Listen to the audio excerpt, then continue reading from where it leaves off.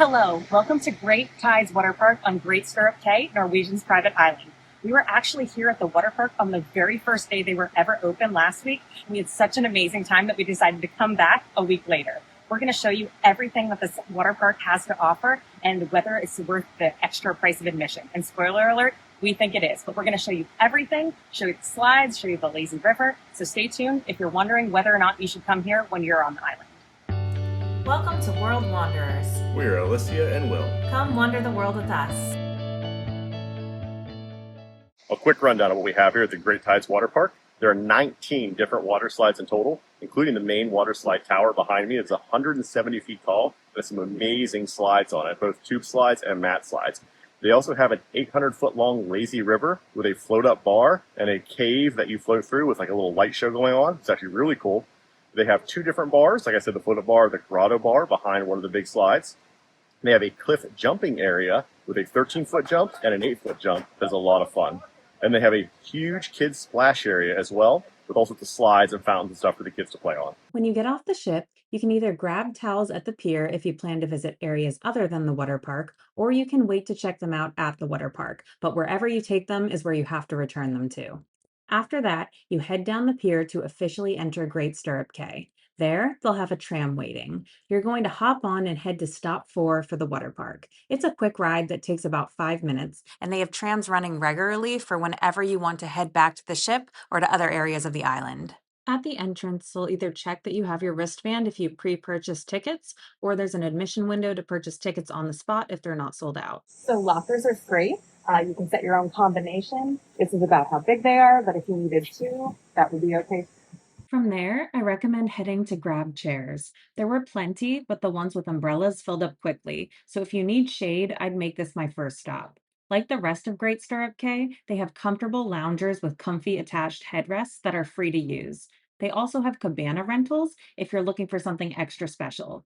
We chose seats by the lazy river, which had great access to it and the food. The towel station is right in the center of the park if you need to grab those on the way. They also have outdoor showers and bathrooms scattered throughout the park, but they're normal stalls, so I'd change on the ship if possible. Now we're heading over to Tidal Tower, which is where you'll find the majority of the big water slides at Great Tides. There are several different slides here, so if you're coming to the water park specifically for the slides, this is definitely where you're going to want to spend some time. One tip we would recommend is heading over here early in the day. The lines weren't long at all during our visit, but the park was still relatively new, and we noticed that some of the slides got busier as the day went on. So if you have a few slides you're really excited about trying, we'd recommend coming to the Tidal Tower early, getting those rides in while the lines are at their shortest, and then spending the rest of your day exploring everything else Great Tides has to offer. One of the things that stood out to us was just how high-tech these slides are. Some of them have these really cool light effects inside, which makes the ride feel completely different from a traditional water slide.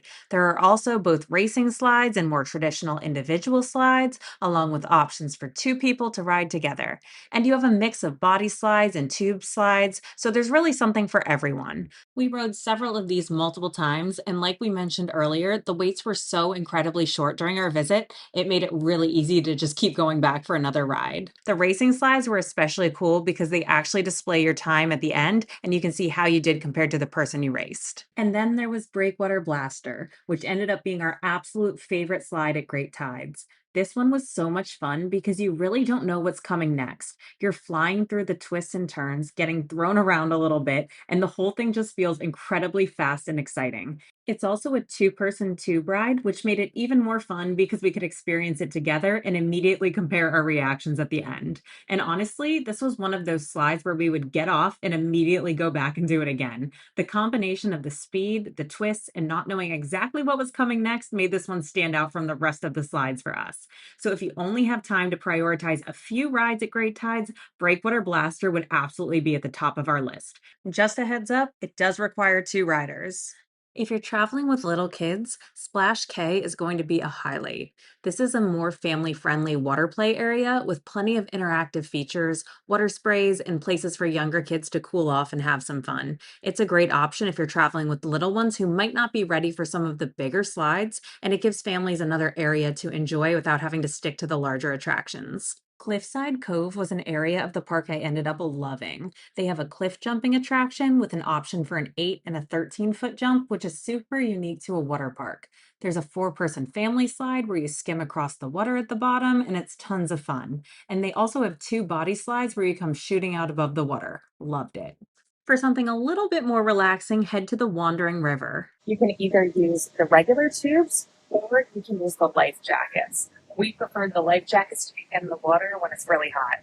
Make sure to check the inside of the jackets for sizing because they are not all the same. One thing we really liked about this river is that there aren't any waterfalls, spraying features, or surprises along the way. So if you don't necessarily want to get soaked, you don't have to. Other than the occasional kids splashing nearby, you can pretty much just float around and enjoy the ride. And I definitely took advantage of that. I ended up going around the Wandering River probably 20 times, and at one point I was literally just floating around reading my book. So if you're looking for something relaxing to do between the bigger attractions or just want to spend some time in the water without getting blasted in the face, the Wandering River is a really nice addition to Great Tides. There's also a really cool multimedia tunnel along the Wandering River that you float right through. It's completely dark with screens, music, and themed decor surrounding you, so it adds a really fun and unexpected change of scenery to the ride. Oh, and did we mention there's a float up bar you can literally stop at while you're on your tube? The float up bar makes it so that you don't even have to get out of the water to grab a refreshment. If you have the free at sea drink package on the ship, it works here as well. There's seating both in the water and dry seating behind the bar as well. The other bar in the park is the Grotto Bar located in Cliffside Cove.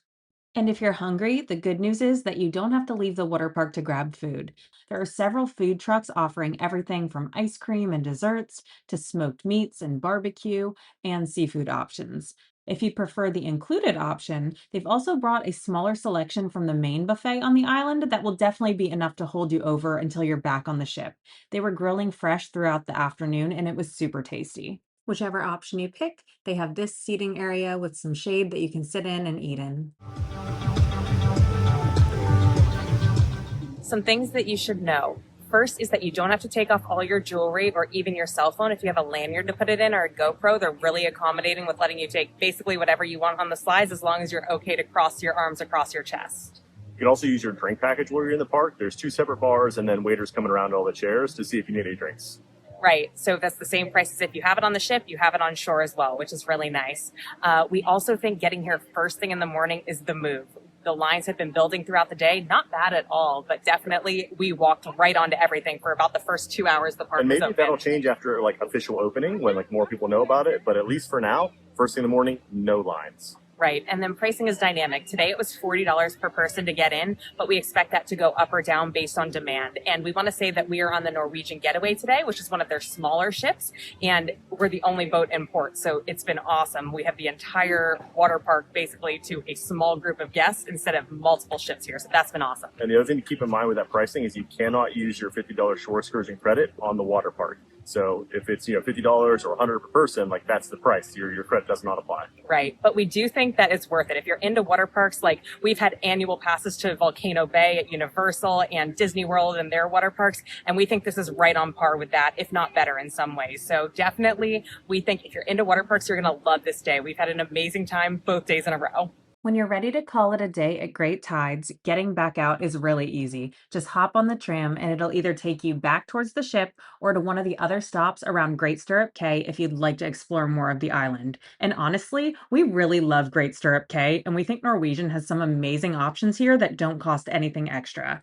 Great Life Lagoon has one of the best pools we've experienced at any private island we visited. Splash Harbor is a really nice option if you're traveling with kids, and of course, the beach here is absolutely beautiful. There are tons of great seating areas, beautiful white sand, and even plenty of shells that you can find along the beach. There are also some really cool rocks that make for great photo spots, and the snorkeling just off the beach is some of the best we've experienced at a private island. So while we had an absolutely fantastic day at Great Tides and definitely think it's worth considering, you can still have an amazing day at Great Stirrup Cay without purchasing access to the water park.